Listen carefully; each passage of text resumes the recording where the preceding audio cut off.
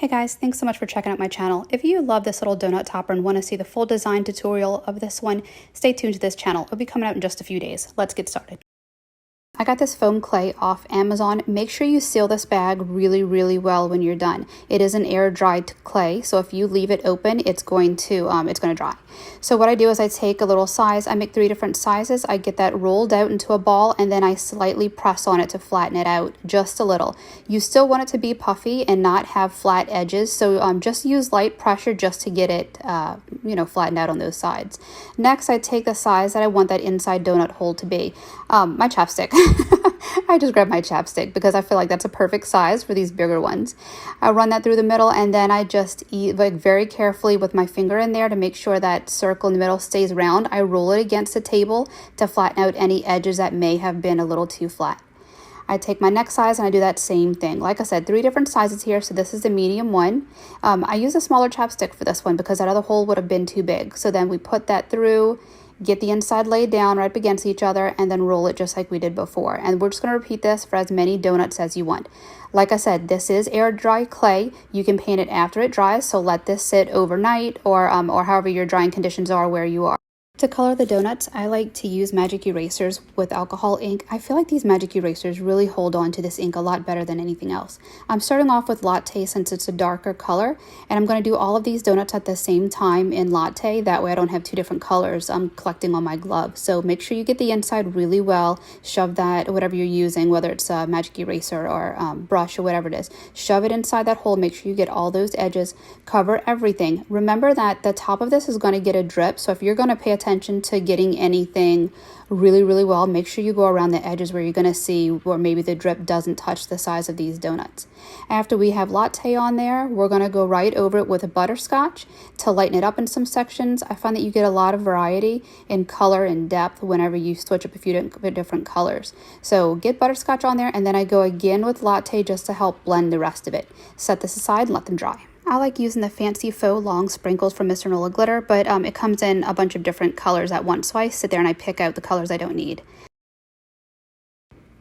For the drip, I really like to use puff paint. I find that the way that it puffs up as it dries gives it a lot of dimension. So what I do is I start at the inside of the donut and I put it to where I want the glaze to look like it kind of fell inside of the donut, and then I go around the edges, and I don't give it a straight look all the way around. You can if you want to really set donuts, you can how the icing falls flat, but I wanted this to look a little more drippy on the sides of these donuts, so I just go almost in and out with this puff paint as I lay it around and really accentuate where I want those drips to be. Dunk it against the table a few times, and that will help for it to even out as well as drip around the sides. Remember that whenever you're using this puff paint, that you're going to want to stop pouring the puff paint shy of where you want your drip to go. Account for the drip falling down the sides of the donut. It doesn't look bad whenever you do set this down and it kind of drips up to the table, because it gives a really cool effect whenever we add it to the tumbler later. But just keep in mind that it is going to continue to drip just a little, so go a little shy of where you're going to put it. Also, I forgot to say, I have parchment paper sitting there. I like to put all of my stuff on parchment paper.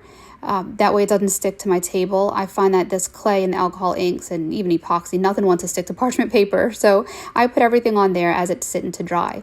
I like to add these sprinkles on right after I do the puff paint. I don't let it dry. I put them right on there. That way it sticks to it, and also some of them tend to sink in. And when it puffs up and drips, the sprinkles kind of travel with it every once in a while. If you put it right on the end, it will. And I like the way that it really kind of builds itself around the design. So I drop these on, like I said, when it's still wet, and then we'll continue on with the next colors.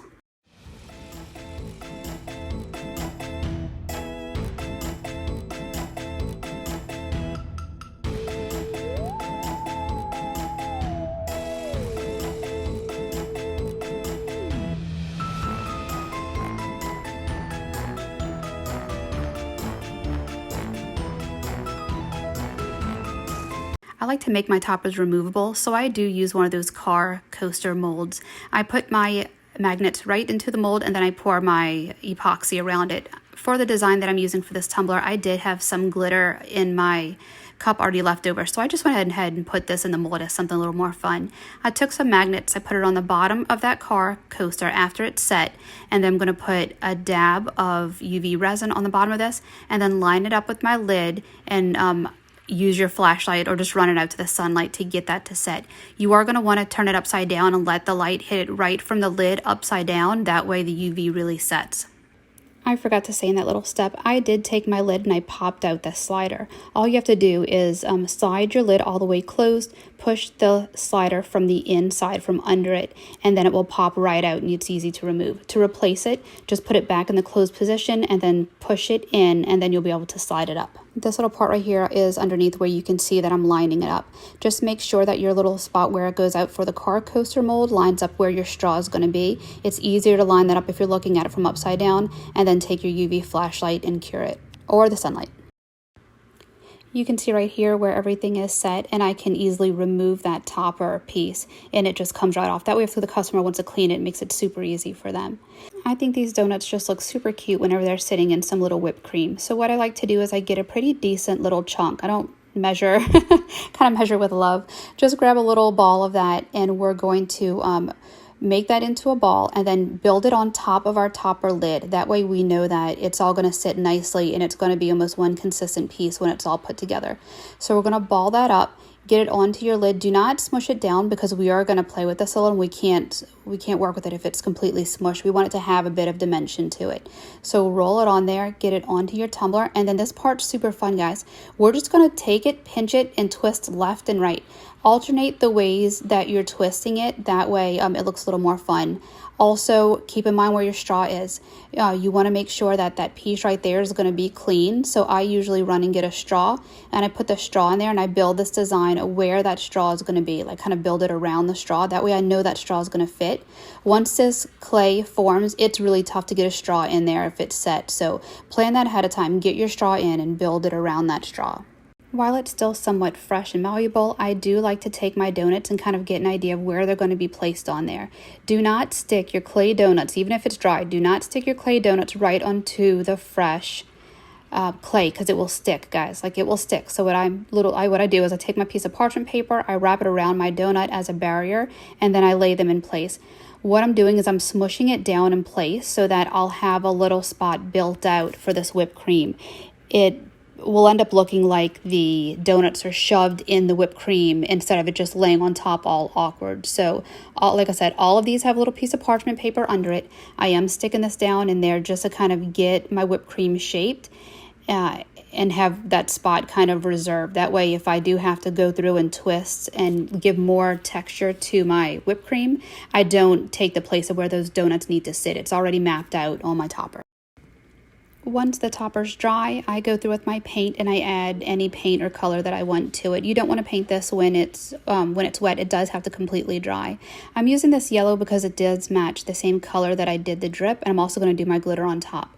If I was going to just do a mica on here, then while it's still wet, I would dust on some mica and it will sit really, really well and kind of sparkle in there. If I do anything like tack it, then I wait for it to dry completely, and then I will do tack it and then add on any type of glitter that I want. Once that paint is completely dry, then I go ahead and put my donuts on here right in those spaces that I had built out for them. I put all three on, and then I'm going to hold that in place with UV resin. So get those on there really good. Get your UV resin up against each of the donuts and also against the bottom where it's touching that whipped cream. And then I'm running outside to do this because the weather is just a little crazy. Also, I did have a little bit of glitter on my desk and I didn't realize that, so I'm playing it off with these donuts. So now these donuts have sprinkle and glitter, which will be fine. No one knows it. They only know if it's a mistake if I tell them. So this is intentional, guys. We're putting that on there. Build the donuts up, and then, like I said, the UV resin to hold everything in place, run it out in the sun, and get it all attached. Or use your flashlight. We're going to turn it over and do the same thing on the bottom to make sure everything attaches nicely, and then we will do a light coat of UV resin to get everything to really set in place. Guys, keep in mind that if you're building this over the lid, you need to make sure the UV or whatever epoxy you're using does not go too thick where it's going to sit against the tumbler. We were so careful building this lid up on the tumbler that if we put any type of thickness around the bottom of that part, it's not going to sit right on your lid, so be careful with that. All right, guys, this is the end result for this tutorial. This is going to be part of a tumbler that I'm working on right now that's going to be released in just a few days. I don't know what happened right here, but something leaked. Something leaked. We'll figure out what it is.